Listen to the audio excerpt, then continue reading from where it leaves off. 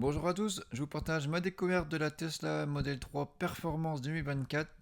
Elles viennent d'arriver en France, en Europe avec le badge Ludicrous. On va faire le tour et puis un petit essai rapide dynamique. Donc on voit qu'on a un diffuseur sport en bas, un aileron en carbone comme l'ancienne.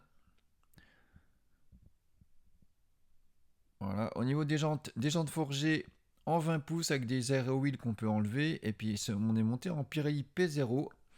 On a 235 à l'avant, 275 à l'arrière. À l'avant, on a une lame qui n'est pas en carbone, qui est en noir satin mat. À l'intérieur, des nouveaux sièges avec le logo Ludicrous. Alors, hyper confortable, les sièges baquets. Vraiment, ma passagère a adoré. On était vraiment bien tenu. On verra aussi qu'elle est confortable. On a la planche de bord en haut qui est en carbone. Par contre, on a un volant classique. Donc, l'intérieur comme l'extérieur, c'est quand même assez sobre. Moi, j'aurais aimé un petit peu un volant un petit peu spécifique. On a le pédalier en alu.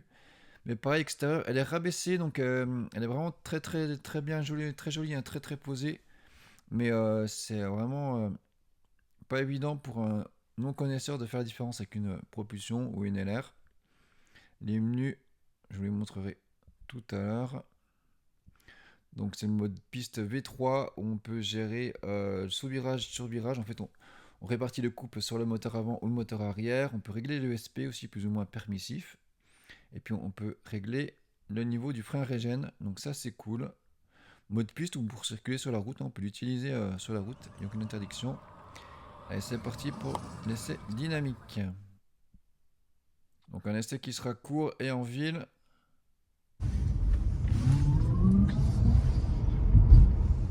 Ouais, en mode inouï, c'est vraiment dingue, hein. Elle est donnée pour 460 chevaux, mais franchement, on a l'impression qu'il y en a 100, 150, 200 de plus.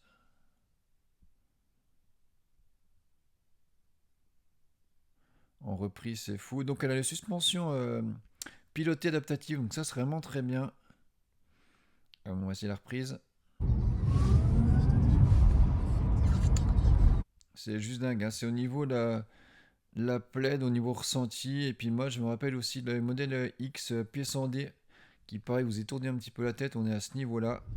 Donc j'ai trouvé hyper confortable. Autant j'avais du mal, hein, j'étais un des seuls à pas trop voir le niveau de confort amélioré de la Highland. Mais là, on est en 20 pouces et franchement, c'est hyper confortable. Donc ça, c'est cool. C'est fou. Donc là, j'ai jamais mis pied dedans, hein. Après, on était en ville, un essai assez court. Donc elle est donnée pour 528 km WLTP. On a 460 dans la vraie vie, hein. On a à peu près 40 km de plus qu'une propulsion d'autonomie. Donc 56 000 euros, hein, c'est assez fou. Attention, il y aura peut-être un malus, hein, au 1er juillet. L'Europe va taxer les modèles chinois. Et puis la modèle 3, elle n'est pas fabriquée à Berlin. Donc elle aura peut-être un petit malus. Franchement, hyper silencieuse. Et puis franchement, une super voiture. Donc à découvrir plus longuement dans un prochain essai. Mais voilà, j'étais heureux de vous faire partager ce petit baptême. Salut, à bientôt, pensez à vous abonner.